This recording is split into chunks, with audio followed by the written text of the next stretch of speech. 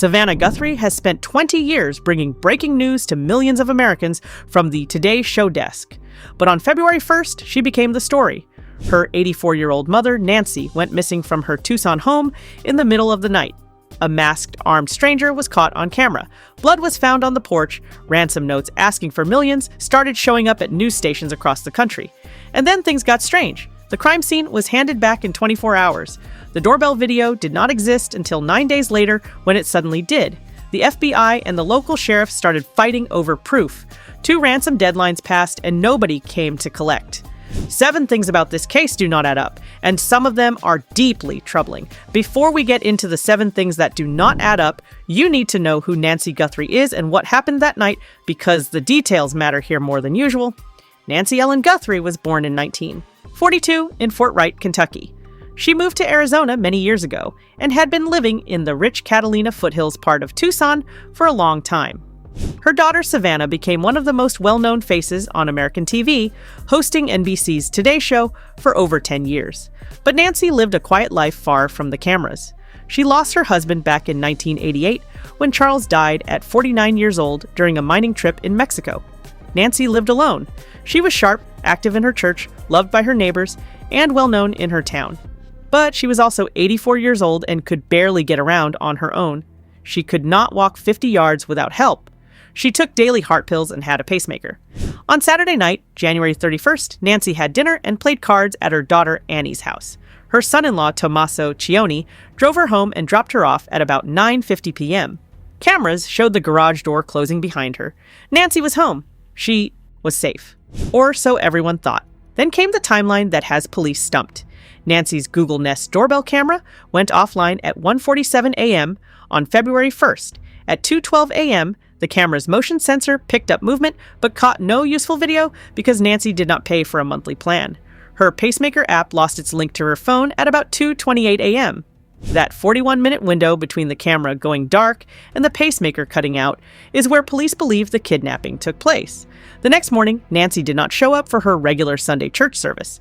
A friend from her church who always sat next to her noticed the empty seat and called the family. Loved ones rushed to her home and got there just before noon. What they found inside set off alarms right away. Nancy's purse was there. Her phone was on the counter. Her daily pills were untouched. Everything pointed to the fact that she had not left on her own. They called 911 at 12:03 p.m. By February 2nd, Pima County Sheriff Chris Nanos said that Nancy had been taken from her home against her will, likely in the middle of the night. Blood matched to hers was found on the porch, with crime scene experts later noting the blood pattern meant she was bleeding from her hands or face. The doorbell camera had been ripped off the wall. This was not a missing person case. This was a kidnapping. And that is when this case started getting weird. Really weird. The crime scene was handed back after just 24 hours. This is one of the first details that made police across the country do a double take.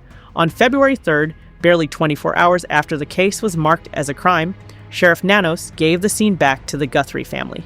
Now, in a kidnapping case with blood on the porch, an 84-year-old victim, and a masked armed gunman caught on camera, you would expect that crime scene to be locked down for days, maybe weeks. Every inch checked, every surface swabbed, every fiber picked up. Instead, reporters were seen walking up to the home. An Amazon delivery driver came right to the door. A pizza guy showed up. All of this while blood was still on the porch of Nancy Guthrie's home in the Catalina foothills. The FBI later had to reclose the scene to run its own sweep, which tells you everything about how they felt about the first round of work. When asked about this, Sheriff Nanos told reporters, and this is a direct quote, "Monday morning quarterback. Absolutely. I probably could have held off on that. You think? But this was just the start of the problems with this case. The doorbell video did not exist, and then suddenly did. This might be the single most confusing detail in the whole case. After Nancy went missing, Sheriff Nanos told the public that because Nancy did not pay for a Google Nest monthly plan for her doorbell camera, no video could be pulled. He said the data had been wiped, gone. No video exists. For 9 days, that was the official story. 9 days where police were working a kidnapping case with a masked armed stranger, and the official word was that the one camera pointed right at the front door had caught nothing useful. Then, on February 10th, FBI Director Kash Patel put out clear black and white photos and video showing the suspect at Nancy's door. The video came from what the FBI called leftover data stored in backup systems.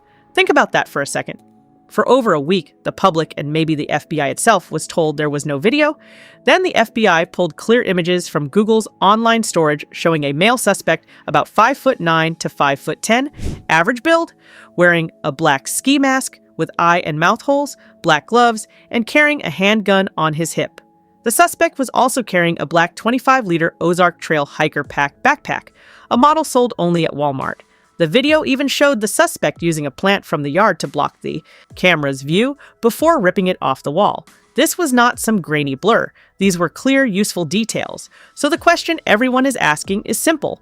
Why did it take 9 days? Did the sheriff's office not know how Google Nest worked? Did they not call Google right away? And how many leads were lost in that 9-day window when police could have been spreading these images? NPR reported that the FBI likely got the video by working straight with Google to pull saved data from their online storage. The sheriff's office never went down that road.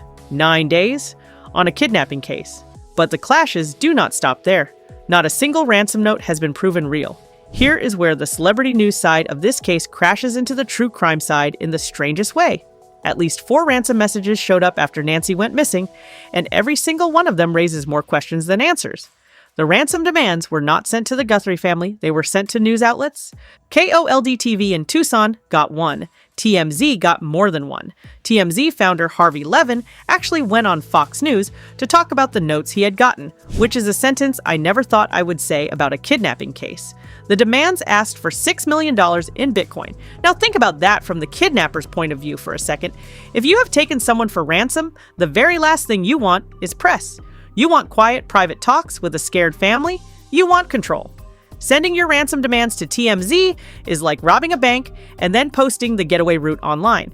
It makes no sense unless you are either wildly bad at this or you are not really trying to collect ransom at all. And it gets worse. One of the notes was proven beyond any doubt to be a total fake. A man named Derek Colella, 42 years old, from Hawthorne, California, sent ransom texts straight to family members, claiming to hold Nancy. When the FBI tracked him down, his story was almost laughably sad. He said he had just been following along and watching TV news about the case and chose to send fake demands. He was arrested on federal charges and has since been let out before trial. The rest of the notes had some details about Nancy's home and what she wore, but police pointed out that much of this info was already public by the time the notes showed up. They named things like an Apple Watch and a floodlight, details that had been in news reports days earlier. So it is fully possible that every single ransom message in this case was sent by fakers and copycats rather than the real kidnapper. Former FBI agent Catherine Schweit asked a question that hits the core of this case. If somebody took Miss Guthrie, why is that person not doing a better job of getting their money? That question has no good answer. If you are finding this case as strange as I am, hit subscribe. I break down cases like this every week. Now let us get into what I think is the most wild detail in this whole case. The FBI and the sheriff went to war over proof. This is not a stretch. The bad blood between the Pima County Sheriff's Office and the FBI turned into a full-blown public fight that took over the headlines. An FBI source told News Nation on the record that Sheriff Nanos was blocking the FBI from getting to key items, including a glove found near the scene and DNA samples. The source called the whole thing, and I am quoting word for word here, dumb. Black gloves were found in roadside brush about 2 miles from Nancy's home. They looked like they matched the gloves worn by the suspect in the doorbell camera video. DNA testing showed an unknown male on one of the gloves, meaning it did not belong to Nancy or anyone close to her. This is maybe the most important piece of physical proof in the whole case. And by many reports, the sheriff pushed to send it to a private lab in Florida rather than the FBI's own crime lab at Quantico. Nanos pushed back, saying he wanted all glove proof, tested at the same lab to keep things the same. But the look of it was awful, especially when President Trump spoke up, saying that local cops did not want to give up the case. Trump had called Savannah Guthrie on February 4th to offer federal help. Making things worse, Nanos was spotted at a University of Arizona basketball game while a live ransom deadline was ticking down. When asked about it, he told reporters, "I'm not used to everyone hanging on to my every word and then holding me to what I say." For the mother of one of the most well-known news anchors in the country during a live kidnapping case with ransom deadlines running out, that line landed like a bomb. Legal voice Nancy Grace ripped into the way the case was being handled, and the public feeling that the local sheriff was in over his head became impossible to shake. But here's the part that makes this fight not just ugly, but truly dangerous. While these two groups were going at each other in public, the clock was ticking on Nancy Guthrie's life.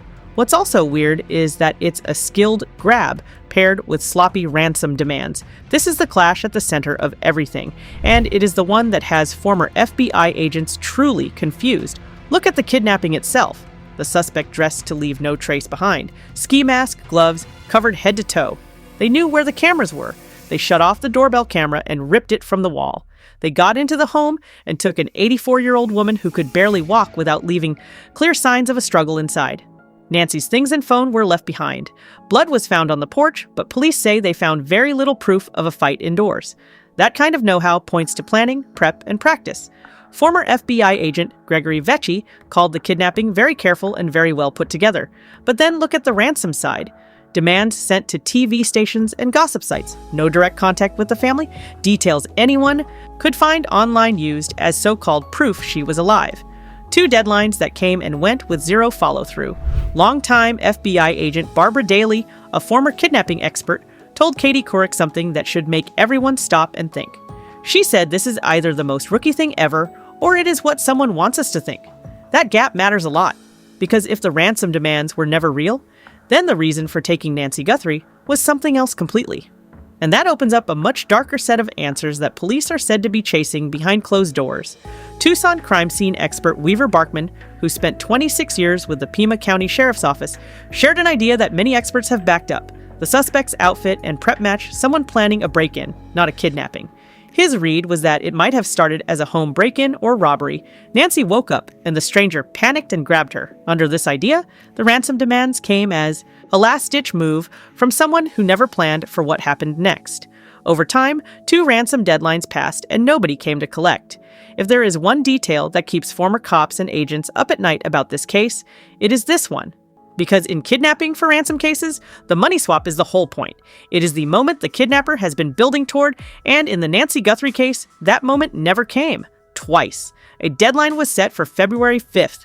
It ran out, nothing happened. A second deadline was set for February 9th. It ran out, nothing happened. There was no phone call, no drop-off plan, no proof she was alive, just total silence.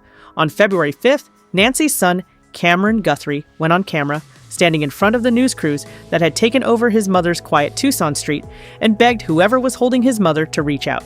He said, and I want you to hear his exact words, "Whoever is out there holding our mother, we want to hear from you.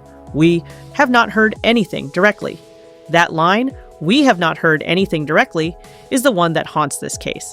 It means every ransom note, every demand, every message about Nancy went to strangers, to TV stations, to gossip websites. The people who could and would pay $6 million in Bitcoin for their mother's return never got a single direct word from whoever took her. The family went public and offered to pay on February 7th. They put the word out through every channel they could find. They went on TV. They put out statements through lawyers. Pay whatever the kidnappers want. Just bring Nancy home. Nobody came, nobody called, nobody emailed, nobody sent another note. The quiet was total. Former FBI expert Tim Kavanaugh gave one possible answer. He said the case got too big too fast. The wall-to-wall news coverage, the FBI stepping in, the phone call from Trump to Savannah. The kidnapper got scared and dropped the ransom plan. But Kavanaugh then asked the question that everyone is thinking. If that is what happened, then why not just let Nancy go? Why not leave her somewhere safe and vanish? Where is Nancy? The silence after February 9th has been deafening, and it has shifted the feel of the case from hopeful talks to something much darker. Someone was watching Nancy's house 3 weeks before the kidnapping. This is the detail that turns this case from a strange crime story into something truly chilling. Police asked neighbors for camera video, not from the night of the kidnapping, but from January 11th. That is 3 full weeks before Nancy was taken. The fact that police asked for video from that exact date strongly hints they have proof or info that the suspect was watching Nancy's home and learning her daily habits well ahead of time.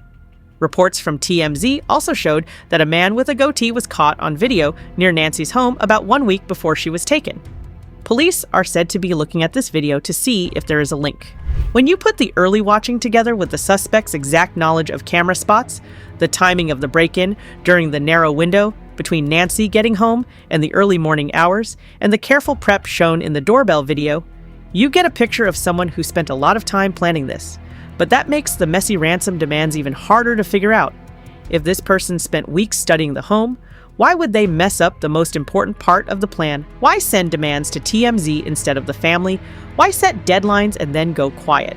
Retired FBI agent Mary Ellen O'Toole warned against quick calls, noting it is rare to even have video from before a crime in a case like this. But she also said the video raises hard questions about how close this person was to Nancy's daily life. Experts have pointed out that what happened to Nancy is very rare. Over a recent 5-year stretch, only 646 women in their 80s were reported as kidnapping victims out of 240,000 total cases across the country. Kidnapping an old person for ransom is, as many experts have said, almost unheard of. So where does this leave us? 2 weeks into this case, Nancy Guthrie has not been found. No suspect has been named despite clear video of their face shape, build, clothes, and weapon. DNA from an unknown male sits in a lab with no match yet. Over 30,000 tips have come in, and none have led to an arrest. The reward stands at $100,000. Hundreds of detectives and agents are on the case. Door-to-door searches have covered many streets across the Catalina foothills. K-9 units and drones have swept the desert around Tucson. A 24-hour FBI base is running near Nancy's home. Every person held so far has been let go. Carlos Palazuelos, a delivery driver stopped 60 miles south near the Mexican border, was let go. 3 to 4 people picked up in a February 13th SWAT raid on a home 2 miles from Nancy's place were all let go without charges.